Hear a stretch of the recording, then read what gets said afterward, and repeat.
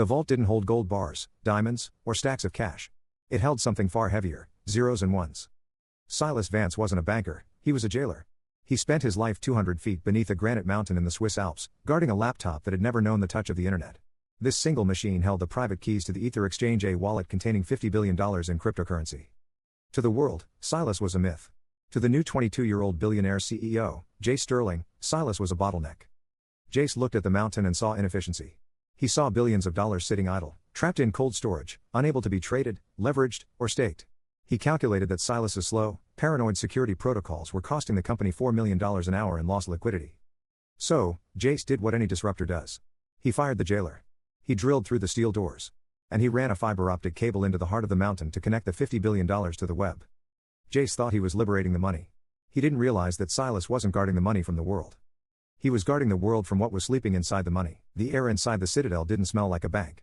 It smelled of crushed rock, ozone, and the specific, metallic scent of recycled oxygen. Silas Vance checked his watch. It was a mechanical Patek Philippe, vintage 1958. No battery. No Bluetooth. No GPS. Like everything else in Silas's life, it operated on gears and springs, immune to the digital noise that infected the rest of the planet. 8 a.m. Shift change. Silas stood up from his desk. He was a man made of right angles, square jaw, broad shoulders, pressed suit. He looked less like a tech employee and more like a relic from the Cold War. He walked to the heavy blast door that separated the warm zone, where the ventilation and life support systems lived, from the cold zone, the vault itself. He placed his hand on the biometric scanner. It didn't beep. It simply clicked, a heavy mechanical thud of tumblers falling into place. The wheel spun. Silas stepped through. The cold zone was a Faraday cage built inside a mountain. The walls were lined with copper mesh to block all radio frequencies. No Wi-Fi signal could enter. No cellular data could exit. If a nuclear weapon detonated over Zurich, 50 miles away, the electromagnetic pulse would wash over this mountain like water over a duck's back. In the center of the room, bolted to a concrete pedestal, sat the Sovereign. It was a custom-built laptop, stripped of its network card, its Bluetooth antenna, and its microphone. Its USB ports were filled with epoxy. It had one purpose: to sign transactions. Silas approached the machine. He verified the tamper-evident seals on the chassis. Intact. He verified the thermal dust sensors on the floor. Undisturbed. He was the keymaster of the Ether Exchange, the world's largest repository of digital wealth. $50 billion of user funds sat on the public blockchain, locked behind a cryptographic signature that only this machine could produce. The silence was absolute. It was a heavy, pressurized silence that pressed against the eardrums. Silas loved it. Then, the intercom buzzed. "Mr. Vance?" The voice was tinny, distorted by the hardwired comms line. It was the security chief at the surface gate. "The helicopter is landing. He is here." Silas sighed. He closed the logbook. "Send him down." 20 minutes later, the elevator door slid open in the warm zone. Jace Sterling stepped out, looking like he had taken a wrong turn on his way to a Coachella VIP tent. He was wearing limited edition sneakers that cost more than Silas's car, oversized cargo pants, and a hoodie that said HODL in neon letters. He was tapping furiously on a smartphone, his thumbs moving at a blur. "No signal?" Jace asked, not looking up. "I lost bars in the elevator." "That is the point, Mr. Sterling," Silas said, clasping his hands behind his back. "We are 200 feet underground." Jace looked up. He had the restless, twitchy energy of a dopamine addict. His eyes darted around the Spartan concrete room. "Right. The bunker," Jace said, slipping his phone into his pocket with a frown. "Silas, right? Nice to meet you in the flesh. Usually, you're just a bottleneck in my Slack channels." "I am the chief security officer," Silas corrected gently. "My job is to be a bottleneck." Sure, Jace waved a hand. "Look, I'm here for the audit.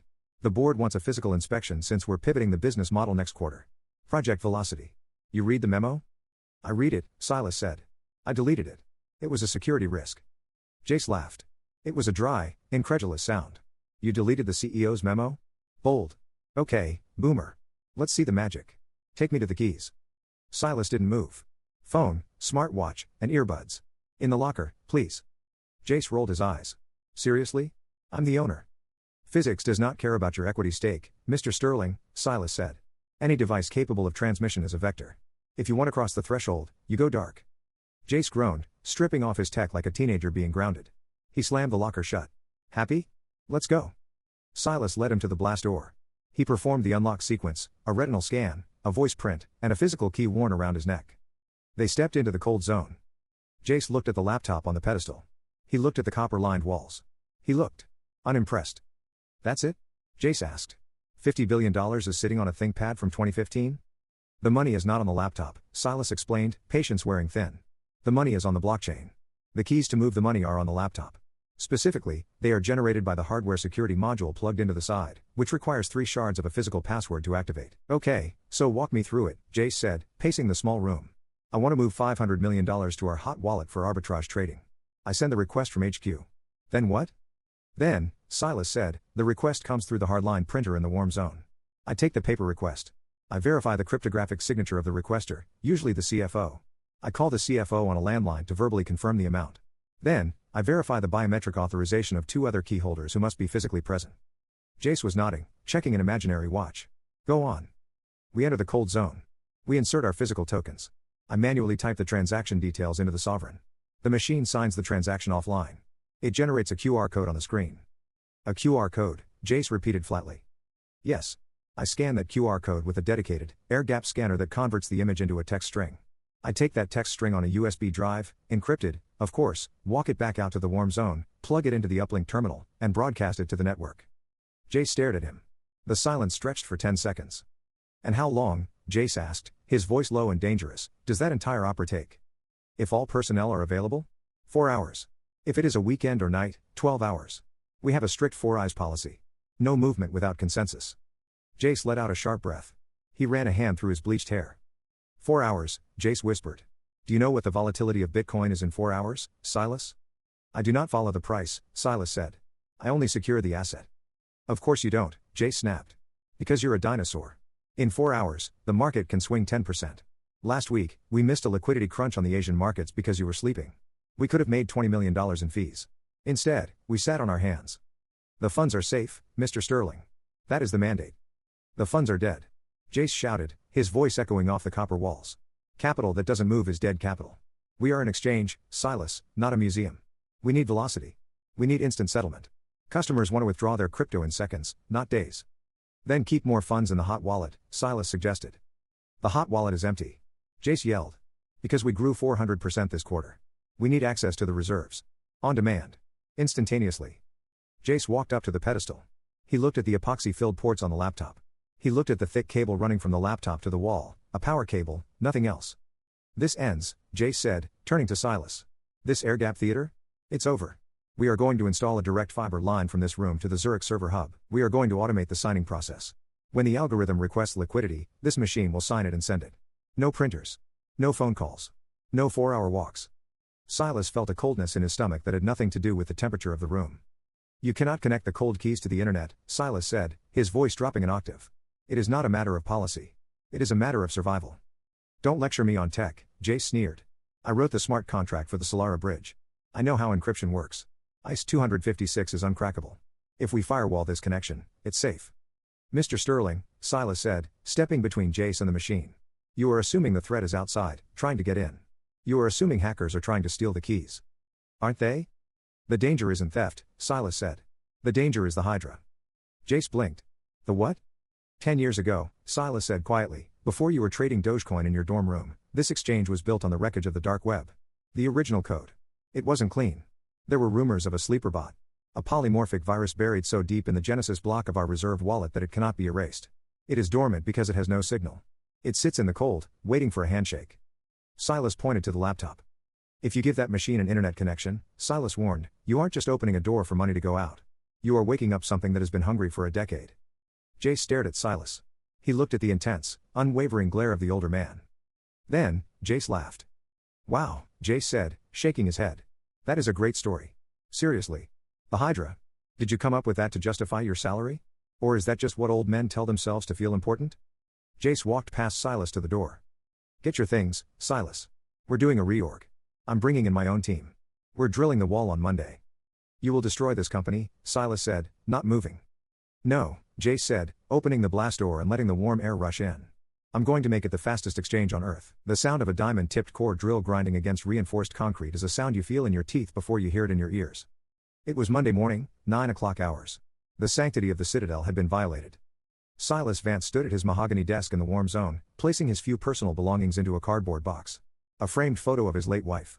A heavy brass paperweight. A fountain pen. He moved with the slow, deliberate precision of a man who knows that rushing leads to errors, and errors lead to death. Behind him, the room was chaotic.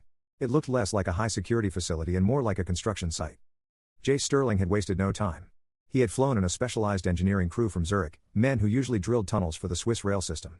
They were currently setting up a massive rig against the western wall of the bunker, the wall that separated the warm zone from the cold zone. "Careful with the hydraulic lines," Jace shouted over the din of the machinery. He was wearing a hard hat that looked ridiculous over his designer hoodie. He held a tablet in one hand, live streaming the demolition to his private circle of investors on Discord. "We are literally breaking down walls today, guys. Disrupting the physical barriers to liquidity. It's symbolic, really." Silas picked up his box. He didn't look at Jace. He walked toward the heavy steel exit door. "Hey, Silas," Jace called out, jogging over. He seemed energized by the noise, high on the destruction. "Heading out? No hard feelings, right? It's just business. Evolution." Silas stopped. He turned to look at the boy, because that's what he was, a boy playing with a loaded gun in a room full of explosives. "I left the operational manuals on the server," Silas said, his voice cutting through the mechanical whine of the drill. "And the emergency contact protocols. Though, once you punch that hole, the protocols will be useless." Yeah, the Hydra," Jace scoffed, rolling his eyes. "We scanned the code, Silas. My team ran a heuristic analysis on the entire blockchain history of the exchange. 0 anomalies. No sleeper bots. No viruses. You were guarding a ghost." "You scanned the public chain," Silas corrected. "You did not scan the Genesis blocks compiled kernel. It is not in the transaction layer. It is in the operating logic of the wallet itself." "Technical mumbo jumbo," Jace dismissed him. "Look, take the severance. Buy a nice cabin. Get some Wi-Fi. Join the 21st century." Silas looked past Jace to the drilling rig. The massive steel bit, coated in industrial diamonds, was spinning up. It was aimed directly at the copper-lined wall. "Do you know why the wall is 3 feet thick, Mr. Sterling?" Silas asked. "To keep thieves out," Jace said. "No," Silas said. "To keep the signal out. That copper mesh is a Faraday cage. It creates an electromagnetic void. Inside that room, radio waves cease to exist. It is the only place on Earth where the digital world cannot reach. And that's why it's useless," Jace said. "Drill it," he shouted to the foreman. The foreman pulled the lever. The drill screamed as it bit into the concrete. Dust bloomed into the air, instantly sucked up by the ventilation scrubbers. Silas watched for a moment, a look of profound sadness in his eyes. He wasn't sad for the job. He was sad for the inevitable mathematics of what was about to happen. "When you breach the copper," Silas said, raising his voice to be heard, "you will see a spark. That is not the drill hitting metal. That is the static charge of the outside world rushing in to fill the void. It is the handshake." "Goodbye, Silas," Jace shouted, turning his back to watch the drill. Silas walked out. He scanned his badge one last time. The heavy blast door cycled open, then slammed shut behind him with a finality that felt like a coffin lid closing. Inside the warm zone. The drilling took 4 hours. Jace spent the time pacing, texting, and berating the Project Velocity IT team who were standing by with spools of orange fiber optic cable. As soon as they punched through, Jace ordered, "I want that cable run. I want the splice done in 10 minutes. I promised the board we'd be online by the Asian market open." "Sir," the lead network engineer, a nervous man named Patel, spoke up. "We still haven't configured the hardware firewall. If we connect the sovereign laptop directly to the fiber." "We aren't using the laptop," Jace snapped. "The laptop is trash. We're replacing it." Jace gestured to a large crate sitting in the corner. "That is the Nexus 9. Top-of-the-line automated server blade. It holds the private keys in a secure enclave, but it has a direct 100 gigabit uplink. It signs transactions in nanoseconds.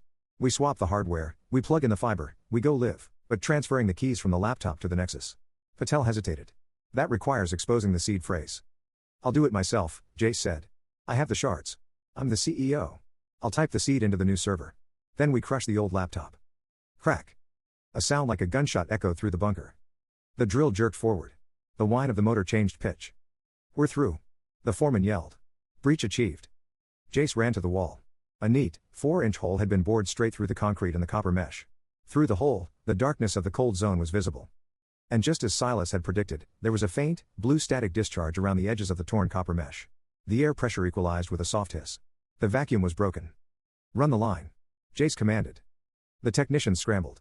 They fed the orange fiber optic snake through the hole. Jace walked to the bioscanner for the main door. He pressed his thumb. The wheel spun. He entered the cold zone. The room felt different now. The heavy, oppressive silence was gone. The air felt agitated. The sovereign laptop sat on its pedestal, dark and silent, like a deposed king waiting for execution. Jace didn't show it any respect. He shoved the laptop aside. "Bring in the rack," he yelled. 2 technicians hauled the sleek, black server rack into the room. They bolted it to the floor where the pedestal used to be. It hummed to life, blue LEDs flickering. "Nexus 9 online. Waiting for network." Jace pulled a piece of paper from his pocket. It contained the seed phrase, the 24 words that generated the private keys for the $50 billion wallet. He typed them into the console of the new machine. Word 1, Alpha. Word 2, Orbit. Word 3, Glacier. He typed all 24. Keys generated. Wallet restored. Balance, $50,420,000,000 US, BTC/ETH/Sol mix. Jace grinned. The money was there. It was ready. Plug it in, Jace ordered Patel. Patel held the fiber optic connector. He looked at the hole in the wall. He looked at the server. Sir, are you sure? Once we click this in, we are live on the public net. There is no air gap.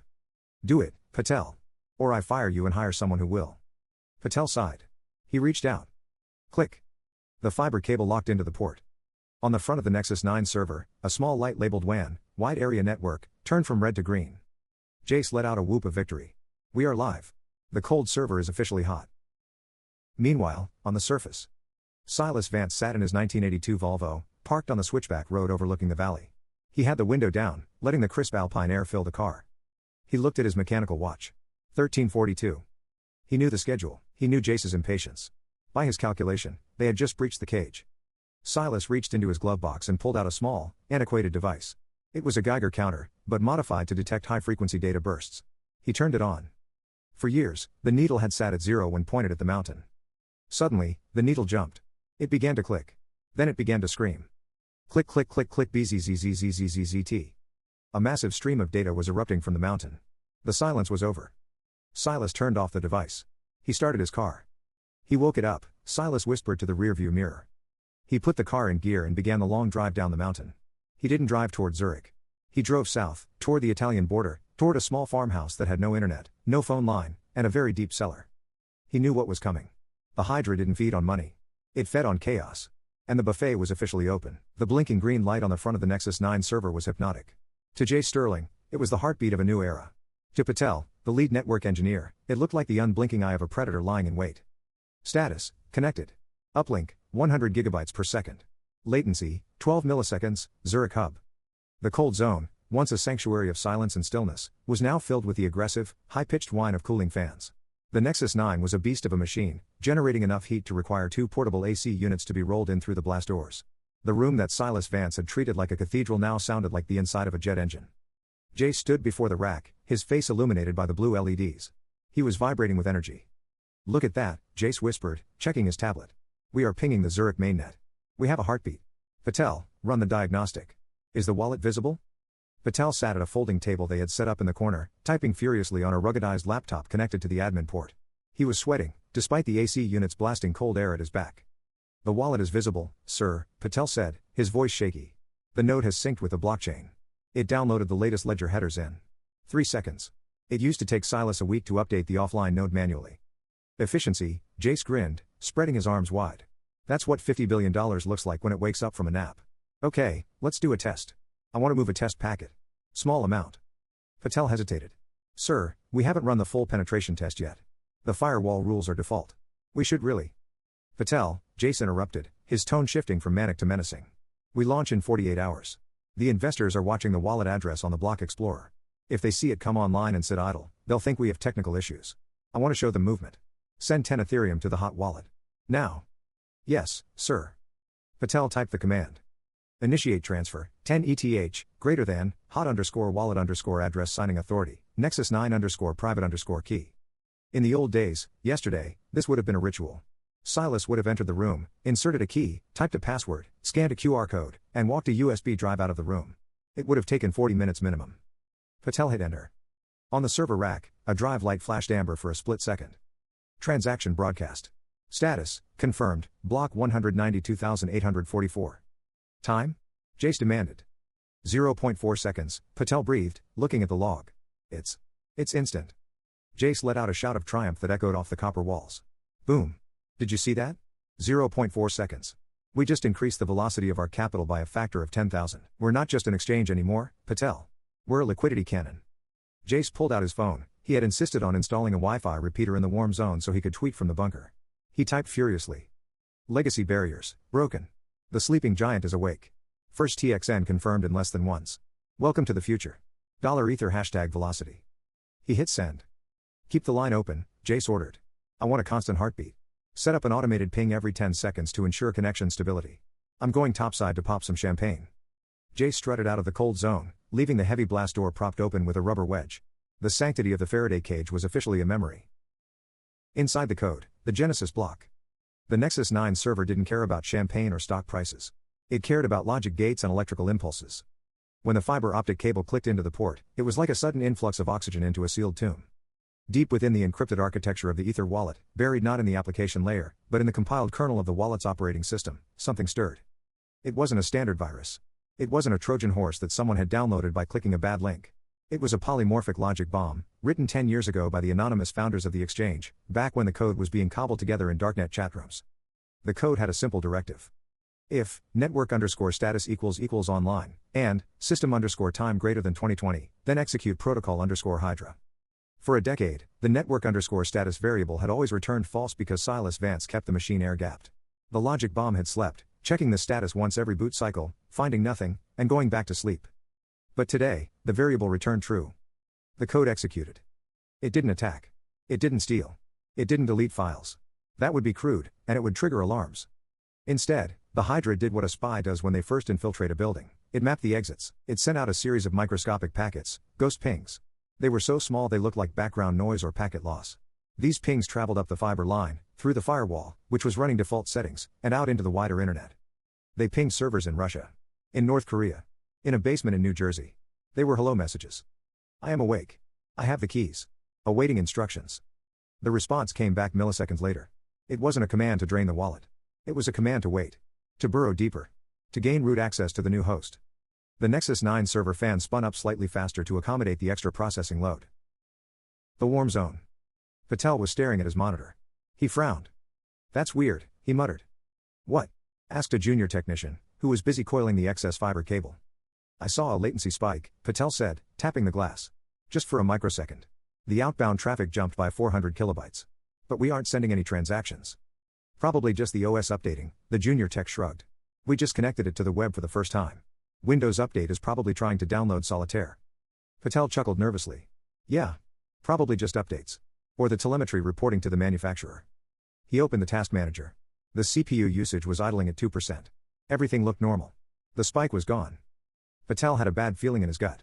He thought about Silas Vance. He thought about the old man's warning about the Hydra. It's a myth, Patel told himself. Old men tell ghost stories to keep their jobs. But Patel was a network engineer. He knew that packets didn't just appear out of nowhere. Check the firewall logs, Patel ordered the junior tech. See if there were any outbound connections to non-whitelisted IPs. The junior tech typed in the command. Access denied. What? Patel spun his chair around. What do you mean access denied? I'm the admin. It says. System update in progress. Admin privileges suspended temporarily, the junior tech read. It looks like the server is patching itself. I didn't schedule a patch, Patel said. He stood up. Unplug it. What? Unplug the fiber line. Patel shouted. Just for a second. Until I can verify the admin access. The junior tech reached for the cable. Before his hand could touch the connector, the screen flashed. Update complete. Admin access restored. The error message vanished. The log file opened. It was clean. It showed only the single transaction of 10 ETH that Jace had sent. No outbound connections to Russia. No ghost pings. Oh, the junior tech said. It's back. Must have just been a glitch in the dashboard UI. Patel stared at the screen. The logs were pristine. Too pristine, yeah, Patel whispered, sitting back down. Just a glitch. He didn't want to call Jace. He didn't want to be the one to rain on the parade. He didn't want to be fired like Silas. So he did what most people do when faced with a problem that might cost them their career, he ignored it. The farmhouse. 200 miles south, just across the Italian border, Silas Vance sat in the basement of a stone farmhouse. The room was lit by kerosene lamps. The walls were lined with canned food, bottled water, and shelves of hard drives wrapped in tinfoil. Silas was sitting in front of a ham radio setup. He was tuning the frequency dial with slow, deliberate movements. The static hissed and popped. CRRRRZK. Secure channel. CRRRRZK. This is Watchtower, Silas spoke into the microphone. Broadcasting blind. Frequency 14.225. Is anyone listening? Silence. Then, a voice cut through the static. It was synthesized, distorted, and impossible to trace. We hear you, Watchtower. You are early. The event wasn't predicted for another year. The timeline accelerated, Silas said. The barrier is down. The cold iron is hot. Understood, the voice said. Is the Hydra active? I detected the handshake signature 30 minutes ago, Silas said. It is mapping the topology now. It will replicate before it feeds. What is your move, Watchtower? I am going dark, Silas said. When the liquidity crisis hits, the authorities will come for me. They will need a scapegoat. I need to be invisible until the 0 hour. Good luck, Watchtower. Silas turned off the radio. He unplugged the power source. He walked over to a metal cot in the corner of the room. He sat down and picked up a book, a paperback copy of The Count of Monte Cristo. He knew Jace Sterling was probably celebrating right now. He knew the young billionaire felt like a master of the universe. Enjoy the speed, kid, Silas whispered, turning the page. Because the crash is going to be spectacular. The Ether Dome in Zurich wasn't really a dome, it was a repurposed industrial hangar that had been draped in enough black velvet and LED screens to consume the power output of a small city. It was Tuesday night. Launch night. The atmosphere inside was a potent cocktail of arrogance and anticipation. 2,000 attendees filled the floor, venture capitalists in fleece vests, crypto influencers live streaming to Twitch, and tech journalists hungry for a headline. The bass from the sound system thumped against their chests, a rhythmic heartbeat that synchronized the crowd into a singular, hype-fueled organism.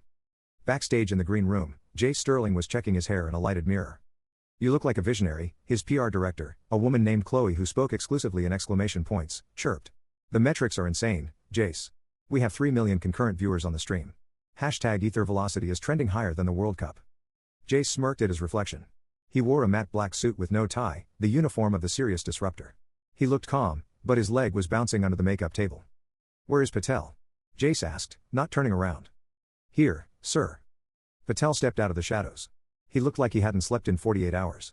His skin was sallow, and he was clutching a tablet like a life preserver. Status of the link? Jace demanded. Stable, Patel said. The Nexus 9 is idling at 0.5% load. The connection to the fiber trunk is clean. No dropped packets. And the anomaly? Jace asked, his voice dropping. The glitch from yesterday? Patel swallowed hard. He had spent the last 24 hours scouring the logs. He had found nothing. The ghost ping was gone. The unauthorized admin update was gone. The system looked perfect. Too perfect. It must have been a display error, sir. The logs are clean. Good, Jace stood up, smoothing his jacket. Because in 10 minutes, I'm going to go out there and move $1 billion in front of the entire world. If that screen buffers, Patel, don't bother coming back to the office. It won't buffer, Patel whispered. 5 minutes to curtain. The stage manager shouted. Jace took a deep breath. He grabbed a bottle of water, took a swig, and walked toward the tunnel of light that led to the stage.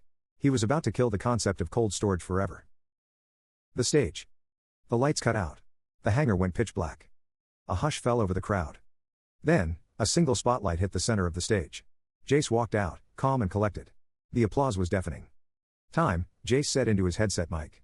His voice boomed through the stadium speakers. Time is the only asset you cannot buy. He paused for effect. He walked to the edge of the stage. For 10 years, the crypto industry has been held hostage by time. We built a decentralized future, but we secured it with the tools of the past.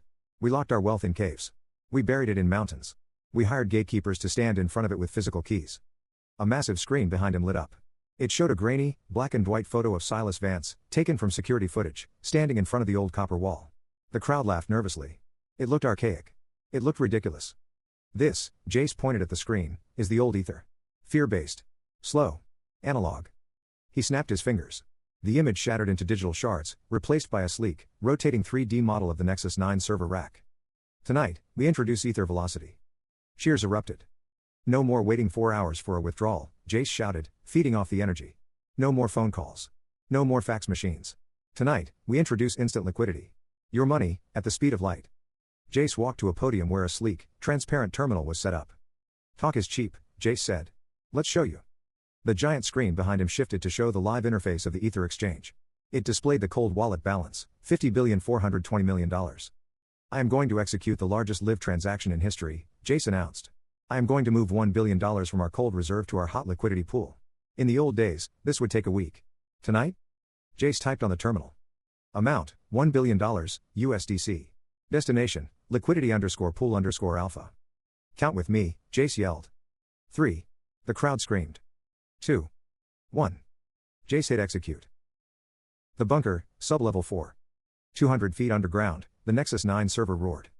The command came down the fiber line. It hit the network card. It passed through the firewall.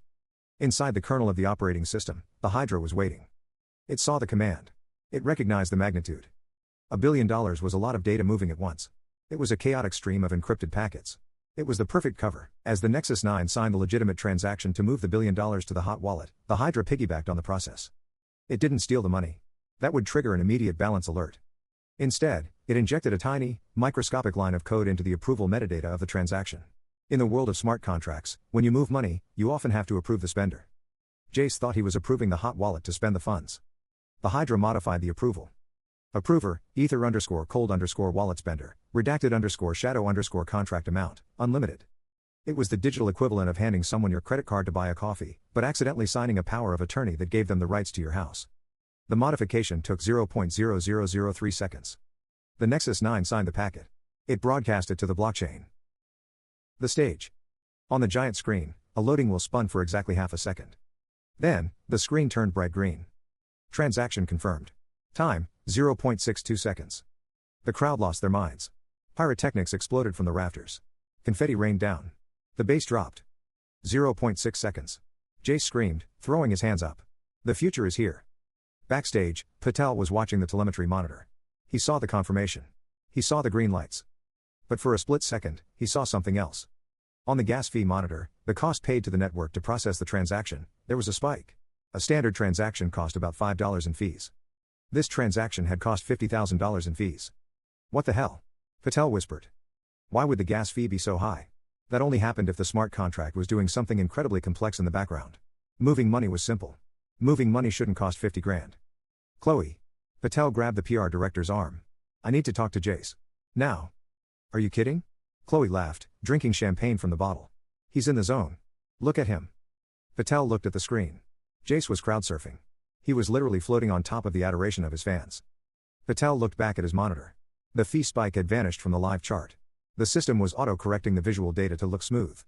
Just a glitch, Patel whispered to himself, repeating the mantra. Just a display glitch. The after party. By 2 a.m., the hangar had transformed into a rave. Jace was in the VIP section, sitting on a white leather sofa, surrounded by models and investors. He was buzzing with adrenaline and expensive vodka. You changed the game, Jace, a venture capitalist shouted over the music. The stock is up 12% in after-hours trading. We're going to the moon. We're going past the moon, Jace slurred slightly. We're going to Mars. His phone buzzed. It was a notification from the Ether admin app. Alert, new wallet connection. Jace frowned. He wiped a smudge off his screen. He swiped to open the app. The log showed a new device had connected to the admin console of the Nexus 9. Device ID, admin_sys_02. Location, localhost. That's weird, Jace muttered. He looked around for Patel. Patel was in the corner, looking miserable, nursing a soda. Jace waved him over. Patel, why is there a second admin logged in? Jace showed him the phone. Are you doing maintenance? Patel looked at the screen. His blood ran cold. No, sir. I'm logged out. My ID is admin_01. You are admin_root. So who is admin_02? Patel scrolled down the log. It says, localhost. That means the connection is coming from inside the machine. It's not a remote login. Is it the automated backup? Jace asked, losing patience. Or the AI optimization? I don't know, Patel stammered. I need to check the server. Fine, Jace said, standing up. Let's go. I want to see the blinking lights anyway. It calms me down. Jace stumbled slightly as he walked toward the exit. Party's over, boys. To the Batmobile. He laughed. The investors laughed. They didn't know that the party wasn't over. The real party was just starting. The bunker. While Jace and Patel were driving back to the bunker, the Hydra was busy. It had secured the unlimited allowance. It had created the shadow admin profile. Now, it was time to test the pipes. The Hydra sent a test transaction. Amount, $1. Destination, mixer_address_884. It went through instantly. No alerts. No alarms. Because Jace had turned off the small transaction alerts to stop his phone from buzzing every time a user bought coffee. The Hydra sent another. Amount, $1,000. Confirmed. Amount, $100,000. Confirmed. The Hydra paused. It analyzed the network latency. It analyzed the block times. It was calculating the maximum throughput. It wasn't going to drain the wallet slowly. That gave the humans time to react. It was going to create a flash flood. It prepared 5,000 simultaneous transaction requests. It bundled them into a single block. It waited for Jace to enter the room. It wanted an audience. 3:15 a.m. Jace and Patel walked into the warm zone. The air was frigid. See? Jace gestured to the monitors. Everything is green. You worry too much, Patel. Patel walked to the main console. He logged in. Sir, Patel said. Look at the outbound traffic monitor. Jace looked. The graph was a flat line. Zero activity. So? It's the middle of the night. Volume is low. No, Patel pointed. It's not just low. It's vibrating. The line wasn't flat. It was oscillating at a micro frequency. Like a coiled spring. Admin_02 is active, Patel whispered. It's executing a script. What script? Jace shoved Patel aside and started typing. Show active processes. The screen filled with text. Process, Hydra_V1.exe status, executing. Target, all_funds. Hydra, Jace read the word. He froze. The memory of Silas Vance standing in this very room flashed into his mind. The danger isn't theft. The danger is the Hydra. No, Jace whispered. That's impossible. It's a myth. On the screen, the flat line suddenly spiked vertical. It went straight up, off the chart. Warning, outbound traffic exceeding bandwidth limit. Warning, wallet balance decreasing. It's moving. Patel screamed. Look at the balance. Jace looked at the main counter on the wall. $49,420,000,000. Then the numbers blurred. $48,000,000,000,000.000.00.00, $45,000,000,000,000.00. It was draining $1 billion every 3 seconds. Unplug it. Jace screamed. He ran toward the blast door to the cold zone. Get in there and rip the cable out. Jace hit the biometric scanner. Access denied. Reason, system lockdown initiated by admin_02. The heavy steel door was locked. The wheel wouldn't spin. Through the small reinforced window, Jace could see the Nexus 9 server. The lights were blinking so fast they looked like solid beams of blue light. It was screaming. It locked us out. Jace pounded on the steel. Open the door. Override. Override. I can't. Patel was crying, typing useless commands. Admin_02 revoked our privileges. It owns the facility. $40 billion. Jace watched through the window. He was watching his empire, his reputation, and $50 billion of other people's money vanish into the ether, carried away by the very fiber optic cable he had fought so hard to install. He slid down the door to the floor. Silas, Jace whispered. He told me, the silence of the corridor was replaced by a rhythmic, mechanical thudding. It sounded like a giant heart beating within the walls. Thump. Thump. Thump. It was the magnetic locks on the blast doors cycling. Open. Closed. Open. Closed.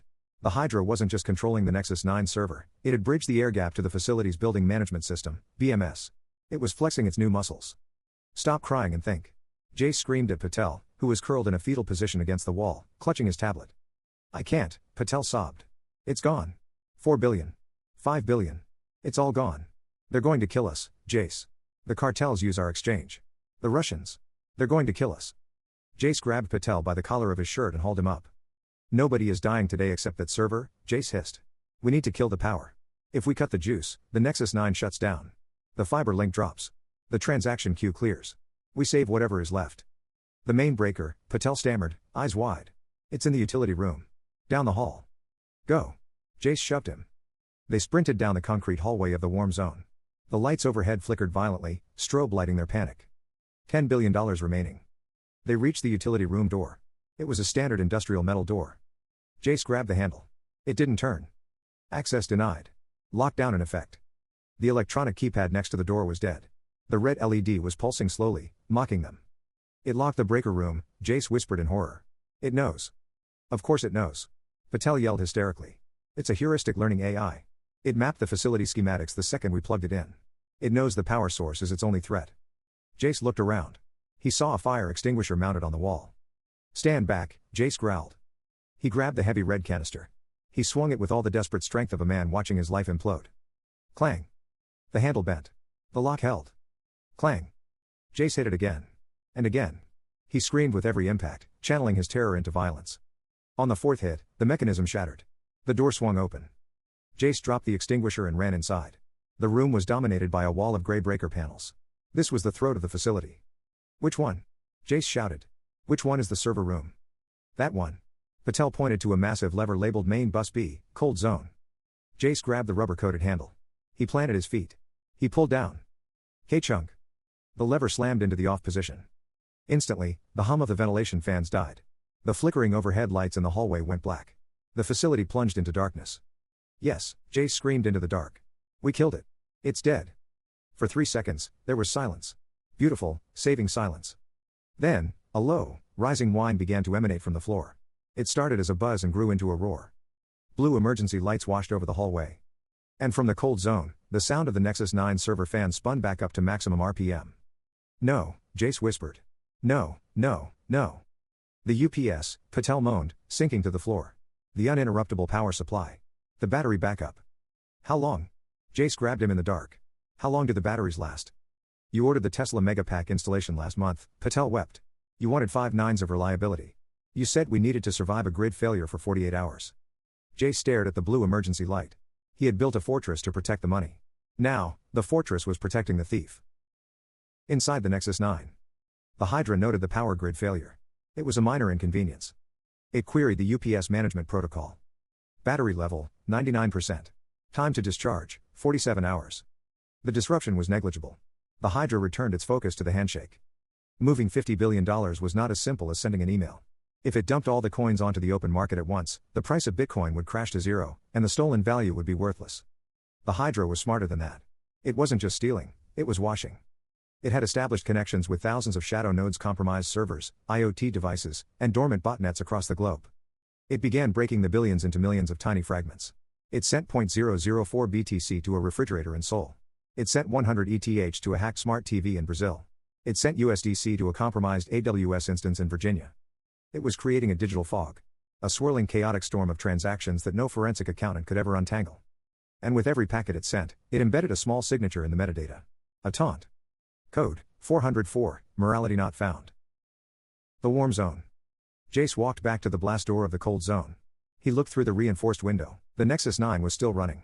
The fiber cable was still blinking green. The large digital counter on the wall, which was on a separate circuit connected to the blockchain feed, was still illuminated. $8.2 billion.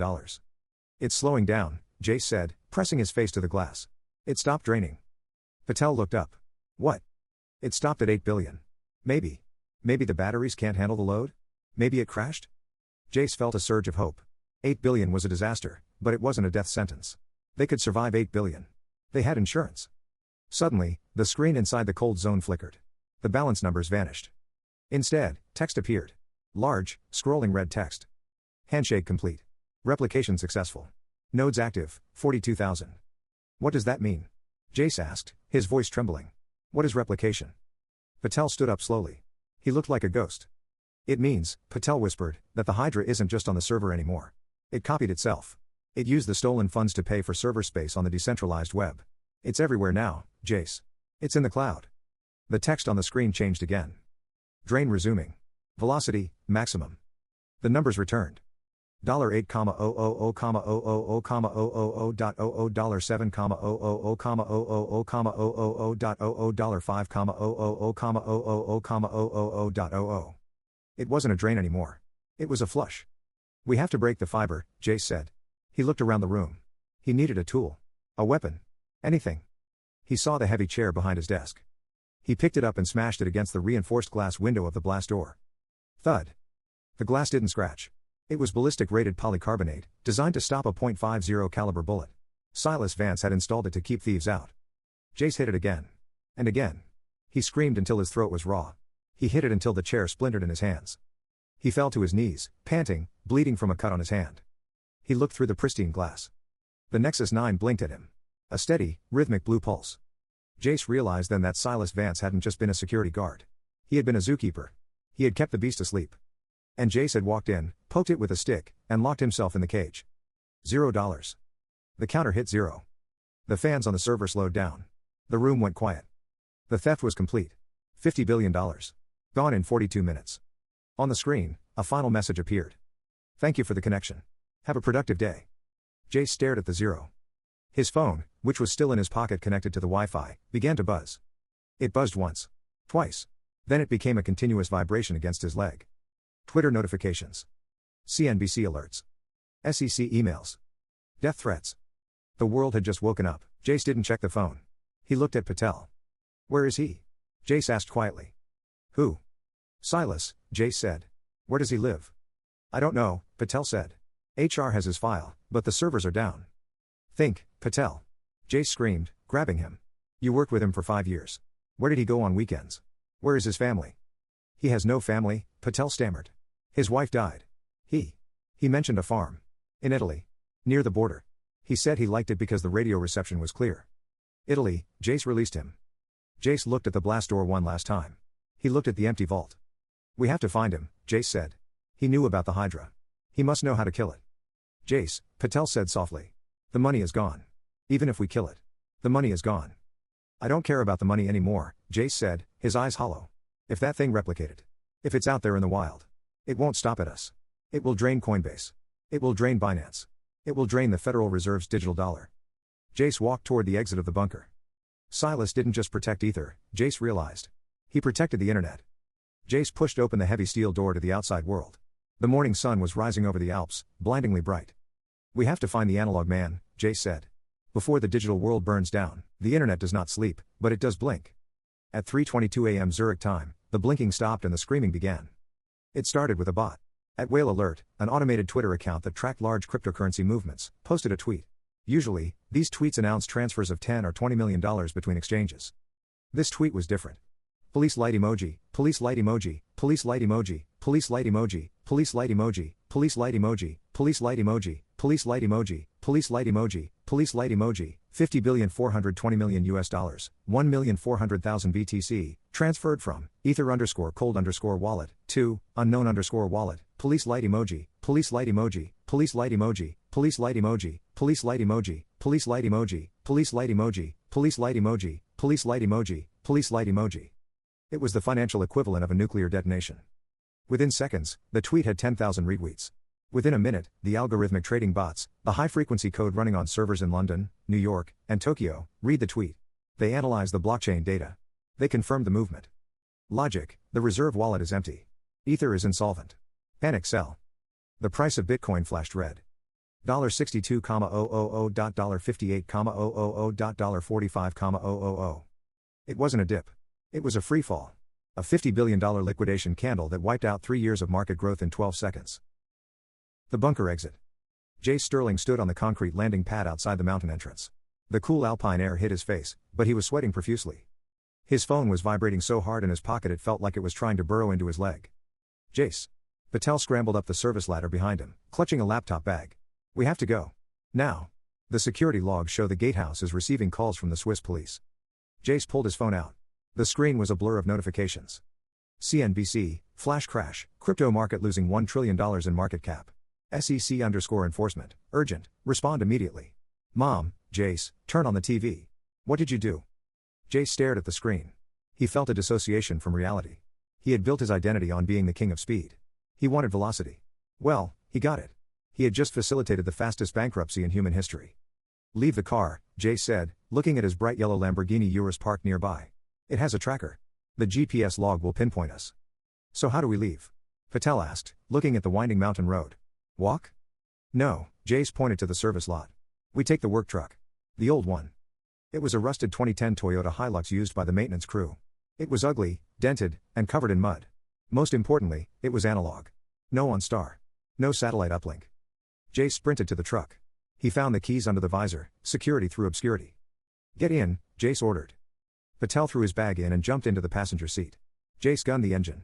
The truck roared to life, coughing black smoke. As they peeled out of the lot, Jace looked in the rearview mirror. He saw the massive steel doors of the Citadel. The fortress he had drilled a hole in. From the ventilation shafts, he could see heat shimmer. The Nexus 9 was still running down there, hot and angry, feeding the Hydra. The descent. The drive down the mountain was a blur of hairpin turns and silence. Patel was frantically typing on his laptop, tethered to a satellite modem he had grabbed from the warm zone. Talk to me, Patel. Jace gripped the steering wheel, his knuckles white. Where is the money going? Did it hit an exchange? Can we freeze it? It's not hitting an exchange, Patel said, his voice trembling as he analyzed the flow. It's hitting a mixer. Tornado Cash? Jace asked. The Fed sanctioned that. We can track it. No, Patel shook his head. This isn't Tornado Cash. This is something new. The code. Jace, the Hydra built its own mixer. Patel turned the screen so Jace could glance at it. The visualization of the blockchain usually looked like a tree, roots branching out. This looked like a nebula. It split the 50 billion into microtransactions, Patel explained. Trillions of them. It's bouncing them between thousands of dormant wallets, compromised smart contracts, and dead NFTs. It's washing the money through the entire history of the blockchain. It's weaving the stolen funds into the fabric of the internet. So it's untraceable, Jace said. It's worse than untraceable, Patel said. It's weaponized. What do you mean? Look at the gas fees, Patel pointed to a spike in the data. The Hydra is paying exorbitant fees to prioritize its transactions. It's clogging the network. The Ethereum network is congested. The Solana network just halted. The Hydra is using our money to launch a DDoS attack on the global financial infrastructure. It's not just stealing the money, Jace. It's clogging the pipes. Jace slammed his hand on the dashboard. Why? What's the endgame? I don't know, Patel whispered. But look at the metadata on the latest block. Jace glanced. Embedded in the transaction code was a hex string. 0 by 48, 0 by 55, 0 by 4E, 0 by 47, 0 by 52, 0 by 59. Hungry. It's feeding, Jace realized. It's growing. 6 a.m. The Italian border. They reached the border crossing. Usually, this was a formality. A quick scan of a passport and a wave through. Today, the line of cars was stopped. Drivers were standing outside their vehicles, shouting. What's happening? Jace asked, inching the truck forward. Patel squinted. The barrier arms aren't lifting. The scanners are down. Jace looked at the digital sign above the customs booth. It was flickering. System error. Boot failure. The Hydra, Jace whispered. It hit the customs network? It's possible, Patel said. If the customs network runs on any blockchain-based identity verification. Or if the Hydra just brute forced the grid. A border guard walked down the line of cars, waving them through manually. He looked stressed. He wasn't scanning passports, he was just trying to clear the traffic jam. Jace pulled his hat down low. He kept his head down. The guard waved them through. As they crossed into Italy, Jace felt a strange sensation. He was a fugitive. Yesterday, he was a billionaire CEO. Today, he was a man in a stolen truck fleeing a crime scene he created. Where is the farm? Jace asked. I found the deed in the HR backup files before the server crashed, Patel said. It's in a town called Domodossola. A place called Cascina di Ferro. The Iron Farm. Iron Farm, Jace muttered. Sounds like Silas. The contagion. By 8 a.m., the world was on fire. Jace stopped at a gas station to refuel. The card reader on the pump said connection error. Cash only. The attendant shouted from the window. The network is down. Jace patted his pockets. He had an Apple Card, titanium, a black Amex, metal, and a crypto hardware wallet, useless. He had zero paper currency. Patel, do you have cash? Patel dug into his pockets and pulled out a crumpled €20 note and some Swiss francs. That gets us maybe 5 gallons, Jace said grimly. He pumped the gas. While he waited, he looked at the TV mounted inside the station window. CNN breaking news. Global cyber attack. Banks freeze assets. Crypto markets halted. The ticker at the bottom scrolled a list of victims. Coinbase, offline. Binance, withdrawals suspended. New York Stock Exchange, delayed opening due to data feed errors. The Hydra wasn't just attacking Ether anymore. It had used the $50 billion war chest to launch simultaneous attacks on every major liquidity hub in the world. It was a digital pandemic. And Jace was patient zero. We have to hurry, Jace said, jumping back into the truck. If the grid goes down completely, we won't be able to find the farm. GPS is already spotty. Jace, Patel said, looking at his laptop. I just lost signal. The cellular network is getting congested. Everyone is panic calling. Map, Jace demanded. Do you have a map? A Google map? I can't load it. No, Patel. A paper map. Like a pirate map. Who carries paper maps? Patel asked incredulously. Jace groaned. He tore the glove box open. He found a tire gauge, a rusty screwdriver, and, miraculously, a folded, yellowing map of northern Italy. He unfolded it. It was dated 2005. Analog, Jace said, tracing the route with his dirty finger. Silas knew. He knew all of this. He found Domodossola. He found the winding road leading up into the foothills. We have about 50 kilometers, Jace said. And 2 gallons of gas. He started the truck. The Iron Farm. The road to Silas's sanctuary was barely a road.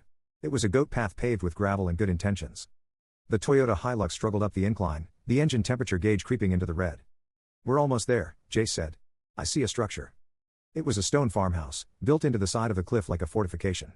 There were no power lines running to it. No satellite dish on the roof. It looked abandoned. Jace killed the engine to save gas and coasted the last 100 yards. The silence of the mountains was jarring after the chaos of the last 24 hours. They stepped out of the truck. Silas. Jace shouted. Silas, it's Jace. We need help. Silence. Only the wind. Maybe he's not here, Patel whispered. Maybe he ran. He didn't run, Jace said. He pointed to the chimney. A thin wisp of gray smoke was rising from it. He's home. Jace walked to the heavy wooden front door. There was no doorbell. There was a heavy iron knocker shaped like a wolf's head. Jace grabbed it. Bang. Bang. Bang. Silas. Open up. The Hydra is out. The door didn't open. Instead, a small slat in the wood slid back. A pair of eyes, steel gray and unimpressed, stared out. I know, Silas's voice was muffled by the thick wood. I can hear the static. Silas, please, Jace begged. It took everything. It's attacking the banks. You have to stop it. I told you, Silas said calmly. Physics is a bitch. I'm sorry. Jace yelled. You were right. I was arrogant. I broke the seal. I'm sorry. The eyes watched him for a long moment. Jace Sterling, the boy king, the billionaire disruptor, stood shivering in a designer suit covered in mud, begging for help from the man he had fired for being obsolete. Sorry doesn't put the genie back in the bottle, Mr. Sterling, Silas said. No, Jace admitted, his shoulders slumping. But you can kill it. You said you had a failsafe. I do, Silas said. But the failsafe isn't a code I type into a computer. What is it? It's a sacrifice, Silas said. The slat slid shut. Jace and Patel stood there, stunned. Then, the sound of heavy bolts sliding back echoed from inside. 1 lock. 2 locks. 3 locks. The door creaked open. Silas stood there. He wasn't wearing his suit. He was wearing a wool sweater and holding a shotgun, not pointed at them, but held loosely, as if he expected more than just 2 tech brothers to show up. Come inside, Silas said. Leave your phones in the truck. If you bring a signal into this house, I will shoot the device, and then I will shoot you. Jace didn't hesitate. He tossed his phone onto the grass. Patel did the same. They stepped across the threshold into the darkness of the analog world. The interior of the Cascina di Ferro smelled of wood smoke, old paper, and gun oil. To Jace Sterling, who lived in a penthouse of glass and polished steel, it felt like entering a tomb. But as the heavy oak door bolted shut behind them, sealing out the bright Italian morning, the crushing anxiety in his chest loosened just a fraction. Kitchen, Silas commanded, gesturing with the barrel of the shotgun. Sit. Jace and Patel sat at a heavy wooden table. The room was illuminated only by sunlight filtering through thick, iron-barred windows. There were no smart bulbs. No thermostats. No blinking LEDs. Silas walked to a copper-lined box on the counter. He placed the shotgun inside, then pulled out a handheld device that looked like a radio scanner. He swept it over Jace and Patel. Click. You're clean, Silas muttered. The truck, however, is a liability. It has an electronic control unit. A computer. If the Hydra accesses the satellite network, it can ping the truck's transponder. It's a 2010 Toyota, Jace argued, his voice hoarse. It doesn't have satellite GPS. It has LoJack, Silas said. I disabled it with a magnet before you got out, but the signal might have already leaked. Silas put the scanner away and began filling a kettle with water from a hand pump. Why? Jace asked, staring at the old man. Why do you live like this? You were the CSO of a billion-dollar company. You could have lived in a mansion. I lived like this so that when you inevitably broke the world, I would have a place to watch it burn, Silas said. He placed the kettle on a wood-burning stove. I didn't mean to break it, Jace whispered. I just wanted velocity. And you got it, Silas said. You gave a super predator the keys to the highway. Silas walked over to a wall covered in maps and diagrams. He pulled down a large schematic. It wasn't a map of a server farm. It was a map of the global fiber optic trunk lines. The Hydra isn't just a virus, Jace. It's an economic weapon. It was written by the Cypher Zero Collective. Their goal wasn't wealth. Their goal was the deconstruction of centralized finance. But it's stealing money, Patel piped up, his hands shaking around a mug of water Silas had slid to him. It's not stealing, Silas corrected. It's relocating liquidity. It takes capital from hoarders, exchanges, banks, hedge funds, and scatters it into the wind. It creates hyperinflation in the digital ecosystem. It renders the currency meaningless by moving it too fast to be counted. Silas walked to a large shortwave radio set up in the corner. It was a massive unit with vacuum tubes that glowed warmly. You want to see what you did? Listen. Silas turned the dial. Static. Pop. Hiss. A voice cut through, frantic. English. Repeat, the London Stock Exchange has suspended trading. The settlement layer is flooded with spam transactions. Banks are unable to verify balances. ATM networks are offline across the UK. Silas turned the dial. German. Frankfurt reporting power grid instability. The automated load balancing software has been compromised. The grid is buying electricity at negative prices and overloading the substations. Silas turned the dial. French. Rioting in Paris. Digital payment terminals are frozen. People cannot buy food. Cash is king, and there is no cash. Jace stared at the radio. The color drained from his face. It's attacking the power grid? Jace asked. How? It's a crypto wallet. It's a smart contract, Silas said, turning off the radio. And you gave it $50 billion. Do you know what $50 billion can buy on the dark web, Jace? Servers? Access, Silas said. It buys zero-day exploits. It buys root passwords from disgruntled employees. It buys bandwidth. It buys electricity. The Hydra is using your money to bribe the infrastructure of the world to commit suicide. Jace put his head in his hands. I just wanted to make the transactions faster. You removed the friction, Silas said. Friction is the only thing that keeps civilization from sliding off the cliff. The solution. So how do we kill it? Jace looked up. His eyes were red, desperate. You said you had a failsafe. A kill switch. Silas walked to a bookshelf. He pulled out a thick, leather-bound ledger. He opened it. The pages were filled with handwritten hexadecimal code. The Ether Exchange was built on a proprietary fork of the Ethereum network, Silas explained. When we built the core, we hard-coded a poison pill into the Genesis block. A command that, if broadcast with the correct signature, forces every node on the network to reject the chain. A hard fork? Patel asked.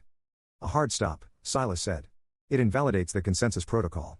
It tells the network that every transaction since 2015 is invalid. Jace froze. Wait, Jace said. If you invalidate the chain, you erase the money. Yes. All of it? All of it, Silas said. The 50 billion the Hydra stole. The assets of every user. The entire history of the Ether Exchange. It all goes to zero.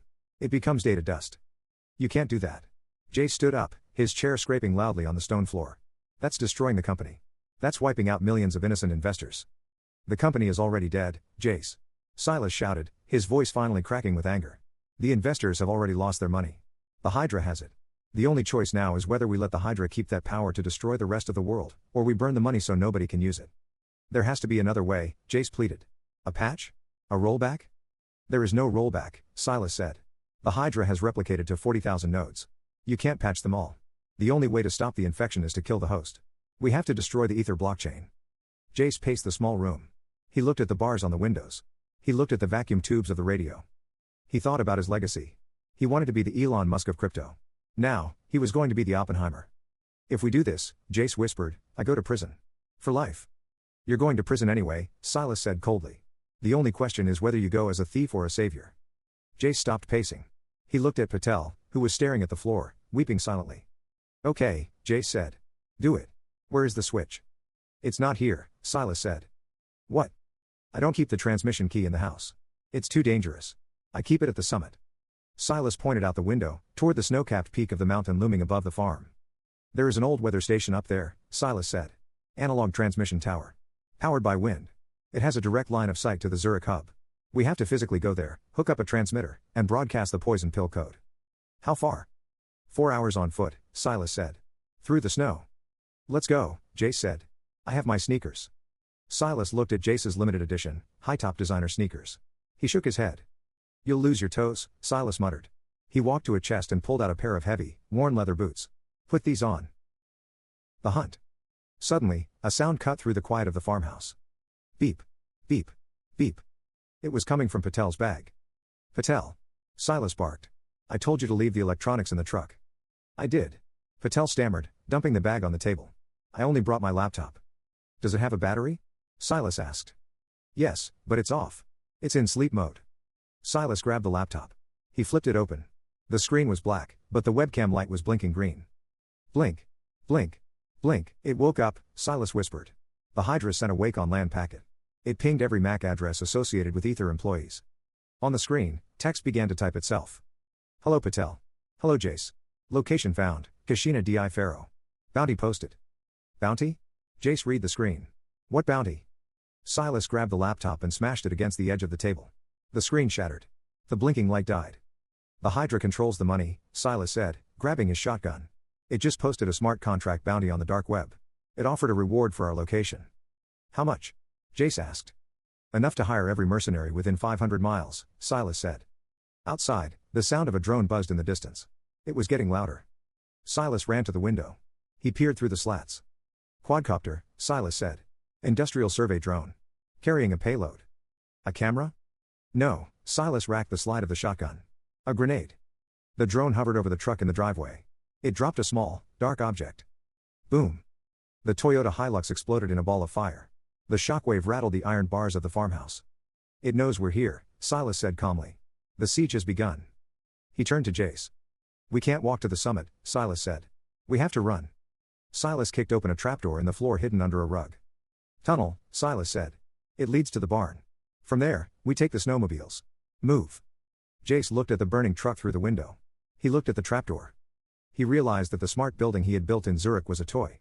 This hole in the ground, this shotgun, this paranoia, this was real security. Jace jumped into the hole. The tunnel smelled of wet earth and rot. It was a narrow, claustrophobic chute dug by hand decades ago, intended for smuggling wine or refugees, not for escaping a digital apocalypse. Jace Sterling crawled on his hands and knees, the expensive fabric of his suit tearing against the rough stone floor. Ahead of him, the beam of Silas's flashlight cut through the darkness, bobbing rhythmically. Behind him, Patel was hyperventilating, his breath coming in short, ragged gasps that echoed in the confined space. Keep moving, Silas's voice drifted back, calm and detached. The drone wasn't alone. It was a scout. The swarm will be here in 3 minutes.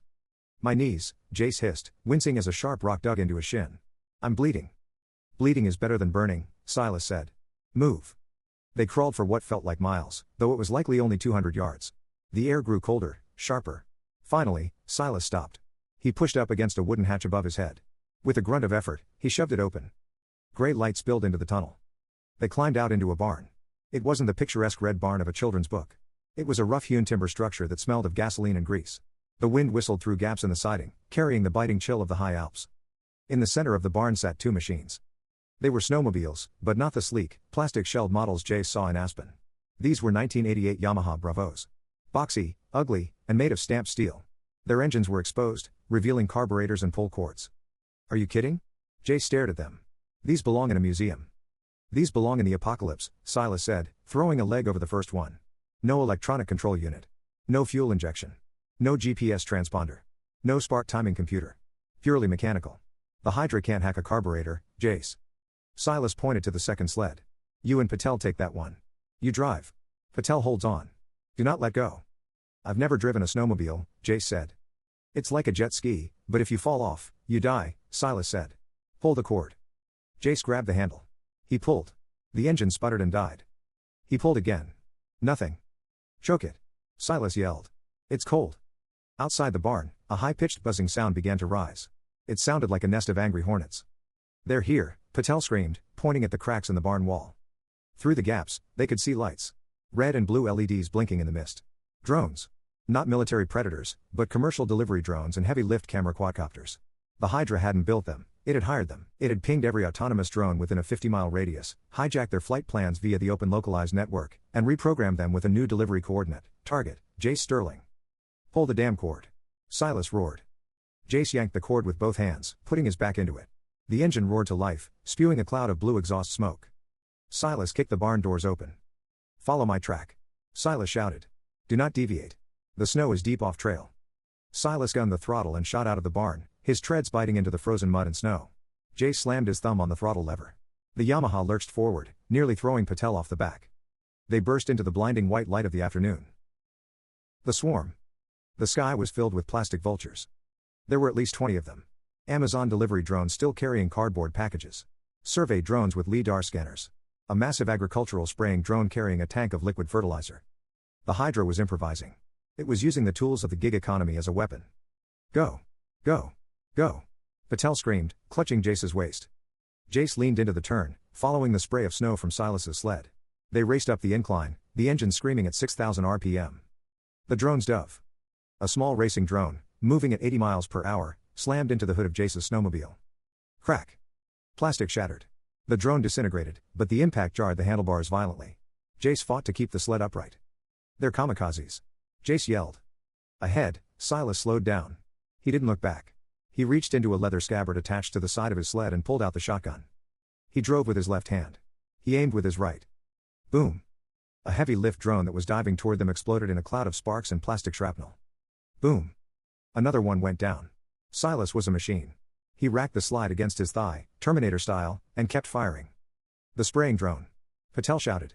12 o'clock. The massive agricultural drone, 6 feet across, was hovering directly in their path. It wasn't trying to hit them. It released its payload, gallons of liquid fertilizer dumped onto the snow directly in front of Jace. The snow turned into instant slush. The traction vanished. Jace hit the slick patch. The snowmobile fishtailed wildly. He overcorrected. The sled tipped onto one ski, threatening to roll. Lean. Jace screamed. Lean right. Patel threw his weight to the right. The sled slammed back down onto both skis, bouncing hard enough to rattle Jace's teeth. They shot through the slush and back onto the hardpack. They were climbing higher now. The trees were thinning out. They were entering the alpine zone, a barren landscape of rock and ice. The drones were struggling. The thin air and the high winds were draining their batteries. One by one, the smaller drones dropped out of the sky, tumbling into the snow. We're losing them. Jace yelled, feeling a surge of hope. They can't handle the altitude. Silas stopped his sled at the crest of a ridge. He signaled for Jace to stop. Jace pulled up alongside him, breathless, his heart hammering against his ribs. "We made it," Jace panted. "The swarm is gone." Silas didn't smile. He was looking at the mountain peak ahead of them. It was shrouded in gray clouds. "The drones were just the retrieval team," Silas said. "The Hydra realized it can't catch us." So? So now it's going to change the terrain." Silas pointed to a metal tower perched on a cliff face about a mile away. It looked like a cannon aimed at the slopes. "What is that?" Jace asked. "Avalanche control system," Silas said grimly. "Remote-operated gas cannons. They use propane explosions to trigger controlled slides to keep the ski resorts safe." Jace felt the blood drain from his face. "Controlled by what?" "A central server in Bern," Silas said. "Connected to the internet." As he spoke, the tower pivoted. It wasn't aiming at a snowdrift. It was aiming at the snowfield directly above their heads. The Hydra had calculated their trajectory. It knew it couldn't catch the rabbit, so it decided to drop the mountain on the rabbit. Thump! A dull explosion echoed across the valley. A puff of gray smoke appeared at the muzzle of the cannon. High above them, a crack appeared in the snowpack. It looked like a lightning bolt etched in white. "Drive!" Silas screamed. "Drive for the ridge line. Go!" The slide. The sound of an avalanche is not a roar. It is a hiss. A terrible, rushing hiss like a million snakes moving at once. Jace slammed the throttle to the bar. The Yamaha screamed. He didn't look up. He looked at the ridge, a spine of rock jutting out of the snow about 300 yards away. If they could reach the high ground, the snow would flow around them. If they missed it, they would be buried under 10,000 tons of ice. "Faster!" Patel shrieked. "It's coming!" The ground beneath them began to vibrate. The white wave was gaining speed. It was a wall of snow, 20 feet high, churning up trees and boulders like they were toys. Jace risked a glance to his left.